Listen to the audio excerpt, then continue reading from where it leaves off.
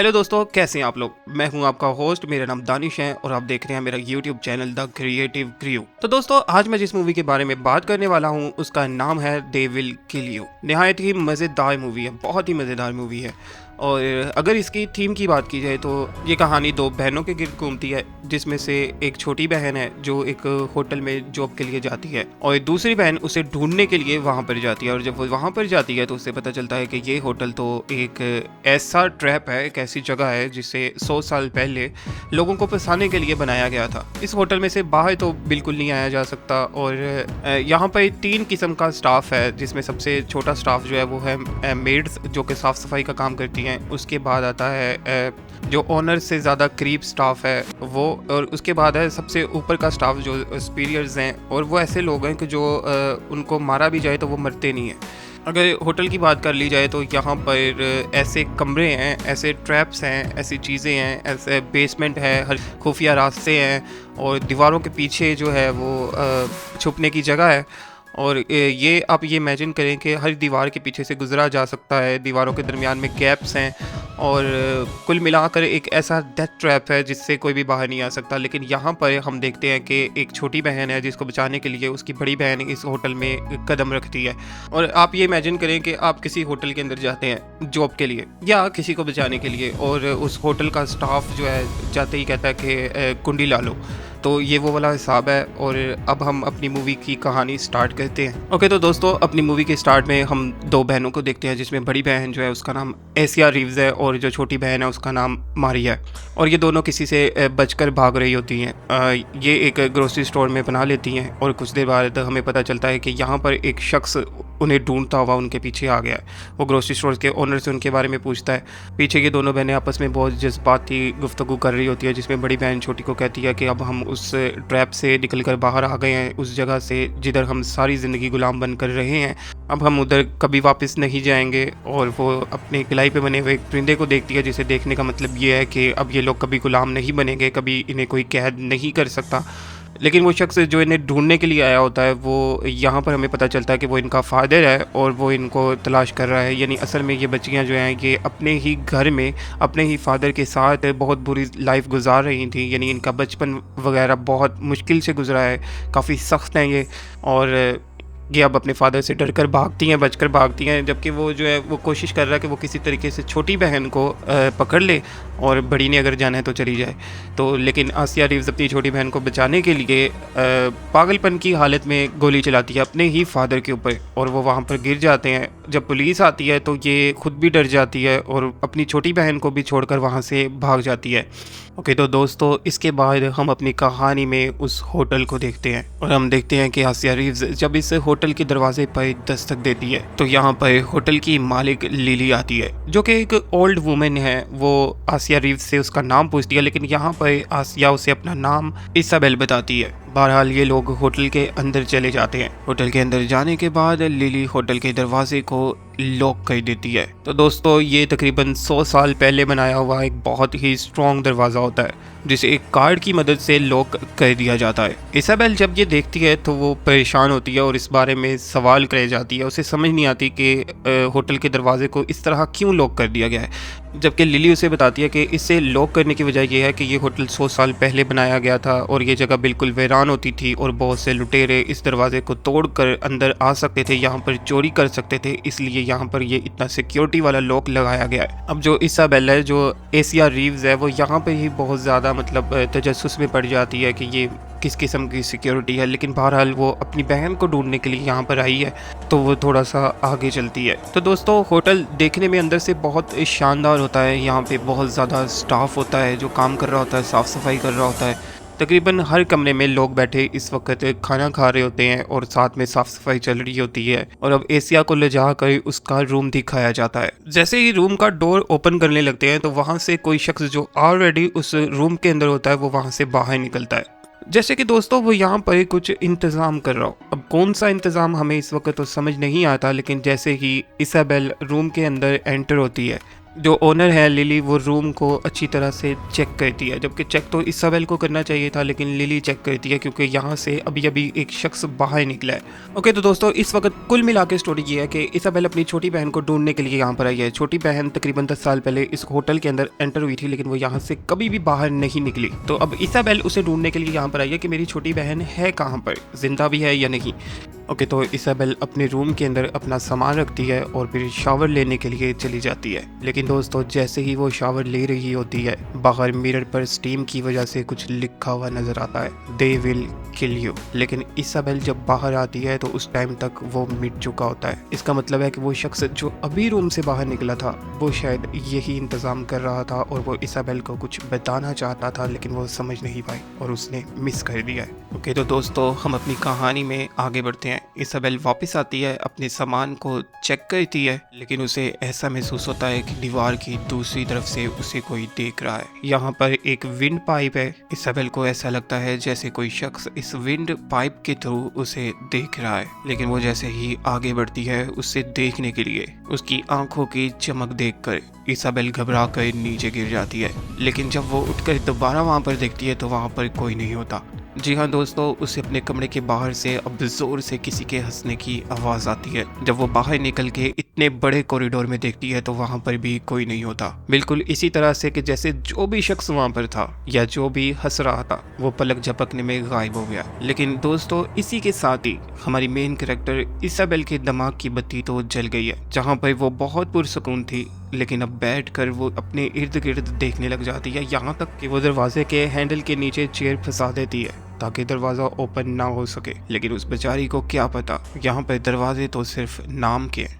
जिसने भी अंदर आना होता है वो एक रूम में बने हुए इंतहाई खतरनाक पुरअसरार दरवाजों से होकर अंदर आ सकता है। अब मैंने इनको इंतहाई खतरनाक और पुरअसरार किस लिए कहा है आपको कहानी में आगे चलकर पता चलेगा। इसाबेल जो जाग कर ये सब कुछ देख रही होती है, ठीक 3:17 पर उसको नींद आ जाती है, इस बात से बेखबर के अब जो उसके साथ होने वाला है वो उसने कभी ख्वाब में भी नहीं सोचा होगा। जिंदगी में 1000 मुश्किलें उसने जरूर बर्दाश्त की होगी लेकिन जो उसके सोने के बाद अब उसके ऊपर मुश्किल आने वाली है वो उन सबसे ज्यादा खतरनाक है, उन सबसे ज्यादा बड़ी है और इसाबेल की क्षमता का जबरदस्त इम्तिहान शुरू होने वाला है। और दोस्तों हम देखते हैं कि सबसे पहले कोई शख्स डोर ओपन करने की कोशिश करता है लेकिन डोर ओपन नहीं होता। लेकिन दोस्तों जैसे ही डोर ओपन नहीं होता तो वो शख्स उसी वक्त वहां से ही मतलब डोर के साथ से ही ऐसा लगता है जैसे दीवार के अंदर एंटर हो जाता है और वो दीवार में चलता हुआ दूसरी तरफ आता है जहाँ पर फ्रिज के पीछे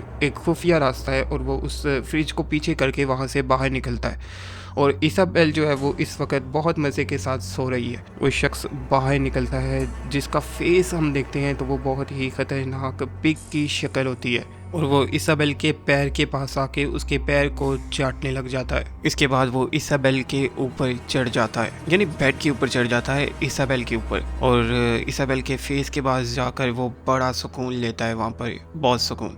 इसी सुकून के चलते उसकी बॉडी से पसीने का एक ड्रॉप इसाबेल के मुंह के ऊपर गिर जाता है और इसाबेल की आंख खुल जाती है। लेकिन दोस्तों जैसे ही वो उठती है और अपने आसपास देखती है वहाँ पर तो कोई नहीं होता। उसे लगता है कि शायद कोई शख्स बेड के नीचे होगा। वो बेड के नीचे देखती है तो दोस्तों बेड के नीचे भी कोई नहीं होता।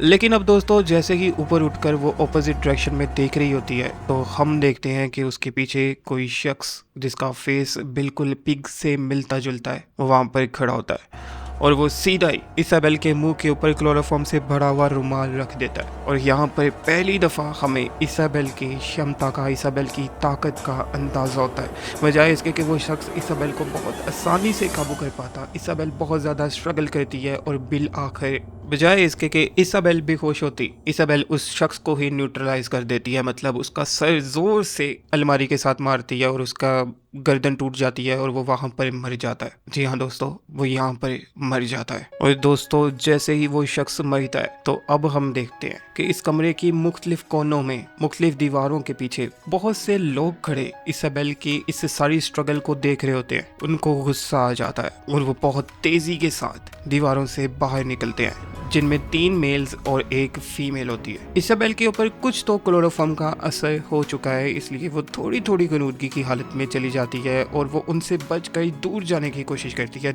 और दूर जाकर वो लैंप को बंद कर देती है। वेरी स्ट्रेंज, वो सिर्फ लैंप को बंद करती है जबकि वो जानती है कि ये होटल जिन लोगों का है जिन्होंने उसे मारने के लिए ये सारा डेथ ट्रैप बिछाया है, उन्हें शायद इस अंधेरे से कोई फर्क नहीं पड़ेगा, लेकिन फिर भी वो लैंप को बंद करती है और फिर बेहोश हो जाती है। कि सब लोग जो उसे पकड़ने के लिए आए थे वो उसकी ये हरकत देख के बहुत हैरान होते हैं। उसकी स्ट्रगल देख के वो ऑलरेडी बहुत ज़्यादा हैरान और परेशान थे, लेकिन अब जो ये करती है वो एक बहुत ही अजीब सा काम था। इसलिए वो तीनों शख्स पीछे खड़े रहते हैं और उनमें एक लेडी है जो चौथी है, वो आगे बढ़कर इसाबेल को पकड़ने की कोशिश करती है और जैसे ही वो इसाबेल को टच करती है, यहाँ पे हमें पता चलता है कि इसाबेल ने असल में क्या किया था। उसने लैंप की तार निकाल कर अपने पास रख ली थी। जैसे ही वो वुमेन उसको टच करती है, इसाबेल वो वायर अपने मुंह में लेती है और उसकी वजह से उस औरत को बहुत ज़ोर से करंट पड़ता है और वो उड़कर पीछे जाकर गिर जाती है। एक शख्स ऑलरेडी मर चुका है और ये वुमेन भी बहुत ज़ोर से,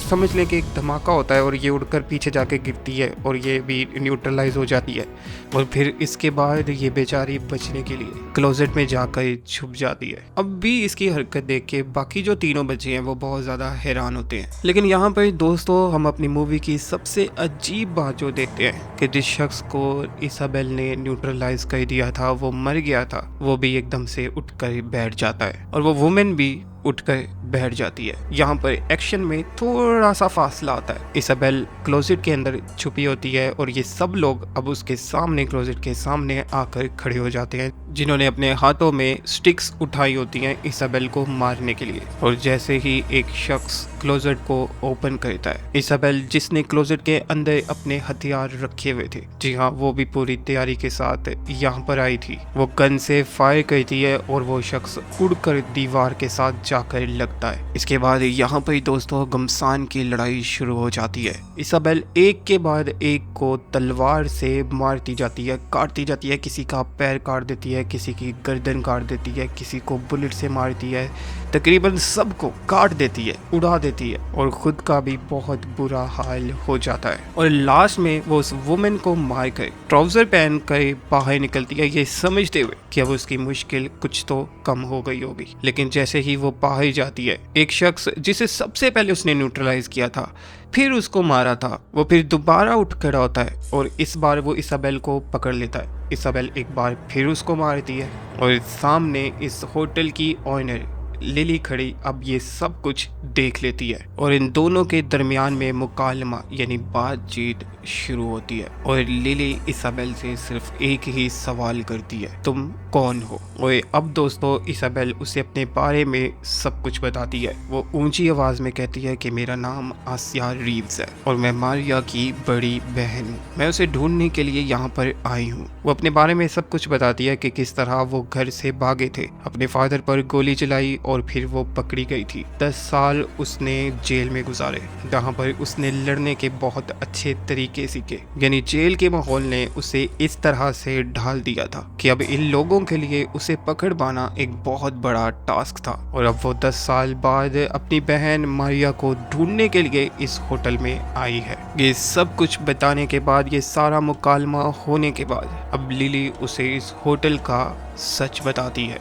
आसिया पीछे देखती है तो वो सभी लोग जिन्हें उसने अभी मारा था वो सब उठकर किसी हीरो की तरह वापस आ रहे होते हैं और उसके पीछे आकर खड़े हो जाते हैं। यहाँ पे होटल के सबसे छोटे स्टाफ में से एक मेड आती है जिसे लिली आसिया की तलवार छीनने का टास्क देती है और वो दोस्तों किस तरह से छीनती है आप खुद देख सकते हैं। यानी इन लोगों को मरने का तो कोई डर नहीं, लेकिन इनको पेन जरूर होती है मरने की, लेकिन इनको जो भी घाव होता है वो कुछ ही सेकंड्स में फिर दोबारा से ठीक हो जाता है। मतलब दर्द अपनी जगह और क्योर अपनी जगह, मरने से डरते भी हैं। खैर हमारी स्टोरी आगे बढ़ती है और आसिया अब दूसरे रूम के अंदर जो बिल्कुल पास होता है इन लोगों से बचने के लिए, उस रूम के अंदर घुस जाती है। यहाँ पर एक बच्चा होता है जो बड़ा उल्लू का पट्टा, मतलब वो भी आसिया को बैक से स्टैब करता है और आसिया मजबूरन उस बच्चे को भी न्यूट्रलाइज कर देती है। एक ही पंच में उसका काम तमाम हो जाता है। इसके बाद वो इस रूम में छुपे हुए रास्ते ढूंढने लगती है, लेकिन इस रूम की वॉल्स में कोई रास्ता उसे नहीं मिलता, ना ही फ्रिज के पीछे और ना ही कहीं और। बिल आखिर वो फ्लोर को चेक करती है। यहाँ पर एक खुफिया रास्ता होता है जिससे वो नीचे उतर जाती है। अब ये दोस्तों ना तो बेसमेंट है और ना ही ये फ्लोर है, यानी यहाँ पर इंसान ना तो चल सकता है ना ही खड़ा हो सकता है। आसिया यहाँ पर बड़ी मुश्किल से रेंगते हुए वहाँ से बाहर निकलने की कोशिश करती है, बहुत स्ट्रगल करती है और ये लोग भी डोर ओपन करके अंदर एंटर होते हैं और इसके पीछे ही ये इस जगह पर नीचे उतर जाते हैं। बहुत ही ज़बरदस्त यहाँ पर सीन देखने को मिलता है जिसमें आसिया भागने की कोशिश कर रही है और मुख्तलिफ कमरों से नीचे उतरे हुए लोग मुख्तलिफ रास्तों से होते हुए उसे यहाँ पर ढूंढने की कोशिश कर रहे हैं। दोस्तों यहाँ पर इस तरह से पैसेजेस बने हुए हैं कि एक गुजरने वाले शख्स को दूसरे पैसेज में नज़र नहीं आता, यानी ये भी एक किस्म का प्रॉपर डेथ ट्रैप है जिसमें एक दफ़ा इंसान चला जाए तो फिर वो यहाँ से बाहर नहीं निकल सकता। अब आसिया का मरना यहाँ पर तय है। उसका पीछा किया जा रहा होता है लेकिन वो किसी तरह से आंख बचाकर एक जगह पर पहुँचती है। अब दोस्तों आप ये देखें कि ये जो पैसेज है उस जगह पर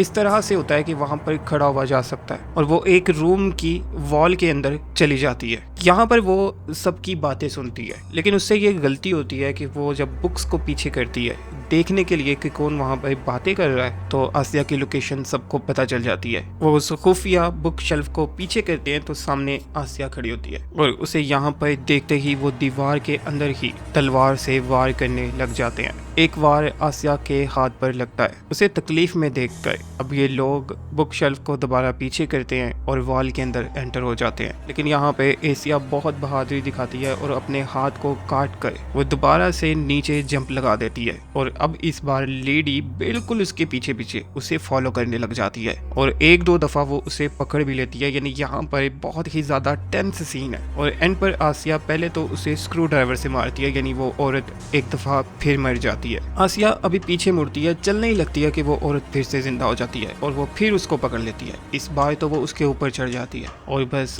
आसिया का काम तमाम ही होने वाला होता है कि वो बड़ी बहादुरी से ट्रिक के साथ उस औरत के सर को गन फायर करती है और उड़ा देती है। उसके चीथड़े उड़ जाते हैं लेकिन वो फिर नहीं मरी थी। उसका हेड उसके साथ नहीं है, यानी वो देख नहीं पा रही इस बार, लेकिन उसका शरीर जिंदा है और वो आसिया को पकड़ने की अभी भी कोशिश कर रही होती है। लेकिन आसिया बड़ी मुश्किल से उससे बचकर भागती है, आगे जाती है। वहाँ पर एक टर्न होता है जो लेफ्ट और राइट दोनों तरफ जा रहा होता है तो आसिया लेफ्ट तरफ चल जाती है, वो क्योंकि देख नहीं पा रही होती तो वो राइट तरफ चल जाती है। और यहाँ पर हम देखते हैं कि वो शख्स जो सबसे पहले उस रूम से बाहर निकला था वो आसिया को पकड़ता है और साइड पर कर लेता है, उसे खामोश करवाता है और उसे बताता है कि मेरे पीछे आओ, मुझे फॉलो करो, मैं तुम्हें यहाँ से बाहर निकाल सकता हूँ। लेकिन दोस्तों यहाँ पर हम देखते हैं कि वो हेड जिसके चीथड़े उड़ गए थे उसमें एक आंख अभी भी बिल्कुल ठीक थी और वो आंख ही आसिया का पीछा करना शुरू कर देती है। आप इमेजिन करें क्या चल रहा है यहाँ पे। वो शख्स आसिया को यहाँ से इस जगह से बाहर निकलने के रास्ते बताने लगता है और ये लोग एयर डक्ट से ऊपर की तरफ जाते हैं, ठीक है,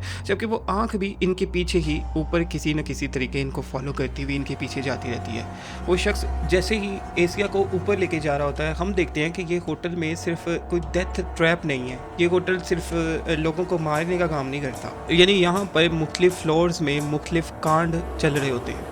अब वो कैसे कांड है मैं आपको किस तरह बताऊँ कि एक फ्लोर आता है जिसको कहते हैं F फ्लोर, मतलब यूट्यूब की पॉलिसी की वजह से मैं सिर्फ यही वर्ड यूज़ कर सकता हूँ, और वहाँ पर जो कांड चल रहा होता है ना भाई, क्या ही बात है। और इसके बाद ये लोग ऊपर जाते हैं और वो शख्स आसिया को लेकर उसकी बहन के रूम में यानी मारिया के रूम में उसको ले जाता है। और जब ये लोग एयर डक्ट से बाहर निकलते हैं तो हम देखते हैं कि वो आई जो है, वो आँख जो है वो अभी भी इनका पीछा कर रही होती है, यहाँ तक कि वो ना सिर्फ इनको देख पा रही है बल्कि वो इनकी बातें भी सुन रही होती है। उसे समझ आती है कि ये जो शख्स है जो उनका पार्टनर है उनके होटल में होता है और वो लिली का हस्बैंड है, वो उनको चीट कर रहा है, बिट्रेड कर रहा है, और जो उनका शिकार है वो उसको लेकर उसको बचा कर जो है वो मारिया के पास उसकी बहन के पास ले गया है। लेकिन दोस्तों बहरहाल यहाँ पर आसिया की मुलाकात उसकी छोटी बहन मारिया से होती है। मारिया जो कि है उस पर बहुत गुस्सा है कि वो उसे छोड़कर चली गई थी या उसे छोड़कर भाग गई थी, यहाँ तक कि वो उसे पहचानने से भी इनकार कर देती है, यानी वो उससे बहुत खफा है। उसके लिए उसका होना ना होना एक बराबर है, वो उससे बिल्कुल हमदर्दी नहीं रखती, वो उसके बिल्कुल साथ जाना नहीं चाहती। और ये इस मूवी का सेकंड टर्निंग पॉइंट होता है। यानी जिस बहन के लिए वो इस होटल में आई थी और उसने अपनी जान खतरे में डाली और इतनी मुश्किलात का सामना किया, जिस बहन के लिए उसने गोली चलाई थी अपने फादर के ऊपर और 10 साल उसने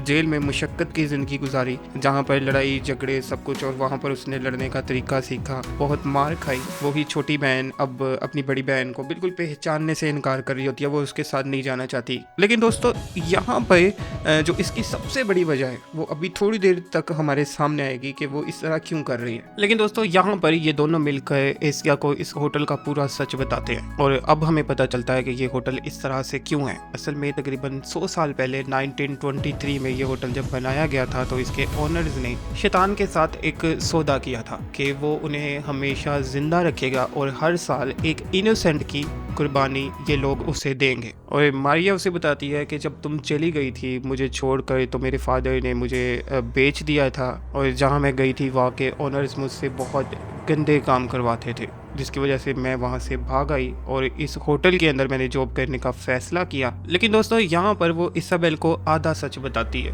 यानी वो इस होटल में आई थी, इसका मतलब उसका मर जाना, उसका सेक्रीफाइस तय था। वो छोटी थी लेकिन वो मरी नहीं, लेकिन वो इसाबेल को ये बात बताती नहीं कि वो क्यों नहीं मरी, लेकिन वो इतना ज़रूर बताती है कि उस दिन किसी और मेड ने चोरी की थी और उसकी चोरी करने की वजह से इन लोगों ने मुझे मारा नहीं, मुझे छोड़ दिया था। जबकि हमें पूरा सच बिल्कुल मूवी के एंड पर पता चलेगा। और अब दोस्तों दूसरी तरफ हम देखते हैं जिस लेडी के हेड के चीथड़े उड़ गए थे, उसका हेड वापस जुड़ा तो नहीं था, लेकिन वहाँ पर उसके शरीर में एक new head, baby head grow होने लग गया था। बहरहाल दोस्तों उस आई की वजह से बाकी लोगों को आसिया की लोकेशन पता चल जाती है और वो उसे पकड़ने के लिए इस रूम में आने लगते हैं। लेकिन उससे पहले ही ये लोग जो हैं वो यहाँ से भागने की कोशिश करते हैं। लेकिन यहाँ पर आसिया अपनी बहन मारिया को लेकर भाग तो जाती है, लेकिन वो शख्स पकड़ा जाता है जो कि लिली का हस्बैंड है, इस होटल की ओनर का। और अब ये काम एक बिट्रेयल के ज़िम्मे में आता है, जिसकी वजह से वो लोग उसे भी पकड़कर कैद कर लेते हैं। लेकिन उसका भी शैतान के साथ मुआहदा है कि वो हमेशा जिंदा रहेगा, इसलिए ये लोग उसे कुछ नहीं कहते लेकिन बांध देते हैं। लिली उससे पूछती है कि तुमने ऐसा क्यों किया, तुमने हमारे शिकार को, हमारे सेक्रीफाइस को, जिसे हमने सेक्रीफाइस करना था, उसे तुमने क्यों बचाया है। तो वो बताता है कि मैं 100 साल से जिंदा रहकर, मैं मासूम लोगों की कुर्बानियाँ देकर मैं तंग आ चुका हूँ और मैं अपनी ज़िंदगी का खात्मा चाहता हूँ। ये कोई आज़ादी नहीं है, ये कोई लंबी ज़िंदगी कुछ मायने नहीं रखती, ये एक कैद खाना है। मैं असल में कैद हो चुका हूँ, मैं इस ज़िंदगी को छोड़कर मैं अब नई दुनिया में, नई जगह पर जाना चाहता हूँ, यानी इस बॉडी को छोड़ना चाहता हूँ, मरना चाहता हूँ। और दूसरी तरफ हम देखते हैं कि मारिया अपनी सिस्टर को लेकर किचन में चली जाती है, जहाँ पर वो पहला शख्स की जो पिक का मास्क पहनकर आसिया को बेहोश करने के लिए आया था, वो दोबारा से उसे पकड़ने के लिए आता है और इस बार वो आसिया को बहुत ज़्यादा मारता है। इतनी देर में आसिया की बहन मारिया को होश आ जाती है और वो उस शख्स के सर पर एक कुल्हाड़ी मार देती है, जिससे वो एक दफ़ा फिर मर जाता है। और दोस्तों यहाँ पर इस मूवी का सबसे खतरनाक पॉइंट आता है, जहाँ पर लिली पूरे होटल में ऐलान कर देती है, होटल का सारा अमला यानी मेन स्टाफ और इसके नीचे मेड्स और ये सुपीरियर्स जो थे, ये तो ऑलरेडी जो थे इन्वॉल्व थे, लेकिन वो सबको कह देती है कि अब जो भी आसिया को पकड़ेगा और उसकी कुर्बानी देगा उसको हमेशा की ज़िंदगी मिलेगी और उसको तो अब ऐसा मतलब ट्रीटमेंट मिलेगा कि उसको कभी तकलीफ़ भी नहीं होगी। तो सब उसको पकड़ने के लिए, आसिया को पकड़ने के लिए निकल पड़े। आसिया जिस किचन में होती है वहाँ पर लाइट बंद हो जाती है और बहुत ज़्यादा लोग, जिसमें बूढ़े बड़े, बच्चे, औरतें, मेड्स, सब एक जगह पर इकट्ठे हो जाते हैं और वो ज़बरदस्त तरीके से अंधेरे का फ़ायदा उठाकर आसिया को टॉर्चर करते हैं। उसकी बॉडी का कोई भी हिस्सा ऐसा नहीं रहता जहाँ पर वो वार नहीं करते। मिलाकर आसिया की बहन मारिया को वो उससे छीन कर उसे उस रूम से बाहर निकाल देते हैं, या वो बाहर निकल जाती है और वो बाहर निकलने के बाद वहाँ पर एक एक्स देखती है, कुल्हाड़ी देखती है, उसे कपड़े से लपेटती है और वहाँ पर ही वो थोड़ा सा ऑयल उठाती है, उस एक्स को आग लगाती है। इसके बाद वो सबको मारना शुरू करती है और फायर लगने की वजह से अब कमरा रोशन होना शुरू हो जाता है और वो सबको बारी बारी एक एक करके सबको मारती है, सबको आग लगती है, सबकी बॉडी जलती है और यहाँ पर बिल आखिर वो अपनी बहन मारिया को उनसे छुड़ा लेती है। और यहाँ पर मारिया अपनी सिस्टर को ये फाइनल राज बताती है कि अगर उसे इस होटल से बाहर निकलना है तो उसे छत पर जाना होगा, उसके अलावा वो यहाँ से बाहर नहीं निकल सकती है। ये ऐसा डेथ ट्रैप है जिससे आज तक 100 सालों में कोई भी बाहर नहीं निकल सका। तो वो अपनी बहन बहन को लेकर लिफ्ट में एंटर होती है और लिफ्ट से अब ये लोग लिफ्ट के अंदर जो स्टेयर्स होती हैं उनसे ऊपर जाना शुरू करते हैं। लेकिन लिली को फिर पता चल जाता है और वो फिर इन लोगों को फॉलो करती है। जब ये लोग ऊपर लिफ्ट में पहुंच जाते हैं तो वो सैकड़ों लोग लेकर लिफ्ट के बिल्कुल सामने खड़ी होती है। और अब यहाँ पर लिली मारिया की भी असलियत आसिया को बताती है, जिसको सुनकर उस बेचारी का दिल ही टूट जाता है। वो बताती है कि मारिया ने भी असल में शैतान के साथ ये मुआहदा किया था कि वो उसे जिंदा छोड़ दे तो वो इस होटल में जिंदा रह सकती है। असल में जिस रात उसे यहाँ पर सेक्रीफाइस करने के लिए लाया गया था उस रात एक मेड ने चोरी की थी और चोरी की सजा मौत है। और उस सजा की वजह से जो उस मेड को उस दिन दी गई, मारिया की जान बच गई थी। लेकिन फिर उसकी अगले साल बारी आनी थी, लेकिन उसने उससे पहले शैतान के साथ मुआहदा कर लिया था कि वो उसको जिंदा छोड़ दे। ये सुनकर आसिया टूट जाती है और अपने आप को उन लोगों के हवाले कर देती है। और अब दोस्तों हम बिल्कुल मूवी के लास्ट विजुअल्स पर आ चुके हैं, जहाँ पर हम देखते हैं कि ये लोग आसिया को पकड़कर छत पर लेकर जाते हैं, जहाँ पर सामने एक पिग का हेड बहुत अजीब तरीके से कटा हुआ एक पॉल के ऊपर लगा होता है। जब आसिया उधर जाके खड़ी होती है तो वो देखती है कि पीछे बैक साइड पर उसकी एक विंडो है, जहाँ से शैतान शैडो की शक्ल में, यानी उस वक्त वो बहुत ज़्यादा डरावना लग रहा होता है, शायद वो उधर ही रहता तो ज़्यादा बेहतर था, लेकिन वो फिर भी पिग के अंदर आ जाता है और ये पिग हेड जो है ये जिंदा हो जाता है और फिर ये लोगों से बात करना शुरू करता है, जिसमें वो बिट्रेल करने वालों को मौत की सजा देता है। सबसे पहले लिली जो है वो अपने हस्बैंड को मारती है अपनी प्योरिटी साबित करने के लिए, और इसके बाद वो मारिया को खुद को मारने के लिए कहता है। लेकिन वो उससे ये कहती है कि वो अपनी सिस्टर को मारेगी, वो खुद को नहीं मारेगी, क्योंकि शैतान को सिर्फ एक ही कुर्बानी चाहिए, तो वो अपनी सिस्टर को मारकर वो कुर्बानी देगी, कि नहीं वो आसिया को मारेगी, वो खुद को नहीं मारेगी। और अब शैतान उसे इजाज़त देता है कि वो अपना नाम अपने सर के ऊपर यानी पिग हेड के ऊपर, पिग हेड की चमड़ी के ऊपर लिख दे। और दोस्तों यहाँ पर हमें सबसे बड़ा राज इस मूवी का यहाँ पर पता चलता है कि जिन जिन लोगों के नाम इस पिग हेड के ऊपर लिखे हुए हैं वो कभी भी नहीं मर सकते जब तक कि उनके नाम यहाँ से मिटा ना दिए जाए। यानी लिली के हस्बैंड को भी मारने से पहले पिग अपनी स्किन से उसके हस्बैंड का नाम पहले रिमूव करता है, जिसके बाद उसे मारा जाता है और वो मर जाता है। और अब पिग मारिया को ये इजाज़त देता है कि वो अपना नाम उसकी स्किन के ऊपर लिख दे। मारिया आगे बढ़ती है अपना नाम उसकी स्किन के ऊपर लिखने के लिए, ताकि वो अपनी सिस्टर एसिया को मार सके। और इसके बाद वो अपनी सिस्टर को मारने के लिए नीचे उतरती है, लेकिन उसको मारने की बजाय वो अपने आप को ही सैक्रिफाइस कर देती है। और यहाँ पर हमें पता चलता है कि दोस्तों उसने अपना नाम पिग की स्किन पर नहीं लिखा था, बल्कि अपनी सिस्टर एसिया का नाम उसने वहाँ पर लिखा था, जिसकी वजह से उसकी जितनी भी बुरी हालत थी, उसका हाथ कटा हुआ था या जो भी था, वो एक ही पल में ठीक हो जाते हैं और वो भी अमर हो जाती है, इमोर्टल हो जाती है। और बस उसके इमोर्टल होने की देर थी। वो इन सब लोगों को जो उसे मारना चाहते थे बहुत धोती है, बहुत मारती है सबको, बार बार उनको जान से मार देती है, लेकिन वो लोग बार बार जिंदा होकर उसके साथ लड़ रहे होते हैं। और यहाँ पर लिली पिग हेड को अपने सर पर पहन लेती है, जिसकी वजह से वो बहुत ज्यादा अच्छे तरीके से आसिया के साथ लड़ पाती है। लेकिन आसिया बहुत अच्छी फाइट करती है और पिग के सर से मांस का एक टुकड़ा अपनी तलवार से काट कर अपने पास रख लेती है और वो पिग के सर को उतार कर उसे जमीन पर रख के अब उसको आग लगा देती है, जिसकी वजह से ये सभी लोग जो इमोर्टल थे वो मर जाते हैं, लेकिन आसिया नहीं मरती, जबकि उसका अपना नाम वहां पर लिखा हुआ था। और इसके बाद वो अपनी मरी हुई सिस्टर को लेकर होटल से बाहर आ जाती है। जब पिग मर जाता है तो होटल का जितना स्टाफ है जो अभी अमर नहीं हुआ, वो आसिया को होटल से बाहर आने देता है। और अब ये होटल से बाहर निकलती है, अपनी बहन की लाश को कार में रखती है। जिस शख्स ने आसिया को ये बताया था जेल के अंदर कि आसिया की बहन मारिया इस होटल के अंदर है, वो बाहर वेट कर रहा होता है। वो आसिया के लॉस पर, उसकी बहन के मरने पर बहुत ज्यादा अफसरदा होता है। लेकिन दोस्तों उसी पल मारिया एकदम से जिंदा होकर बैठ जाती है और हमें यहाँ पर पता चलता है कि इन सभी लोगों को मारने से पहले, पिग के हेड को जलाने से पहले, आसिया ने जो उसके सर से उसकी स्किन उतारी थी, उसने उस स्किन पर अपना नाम चेंज करके मारिया का नाम लिख दिया था। और अब उस स्किन पर क्योंकि मारिया का नाम लिखा हुआ था, इस वजह से मारिया एक दफा फिर जिंदा हो जाती है। और दोस्तों ये लोग हंसी खुशी यहाँ से चले जाते हैं, जबकि पूरा होटल एक धमाके के साथ फट जाता है। और दोस्तों यहाँ पर हमारी मूवी की स्टोरी खत्म हो जाती है। उम्मीद है आपको मेरी एक्सप्लेनेशन अच्छी लगी होगी, और अगर अच्छी लगी है तो kindly please please please like subscribe ज़रूर कीजिएगा। मिलते हैं नेक्स्ट वीडियो में।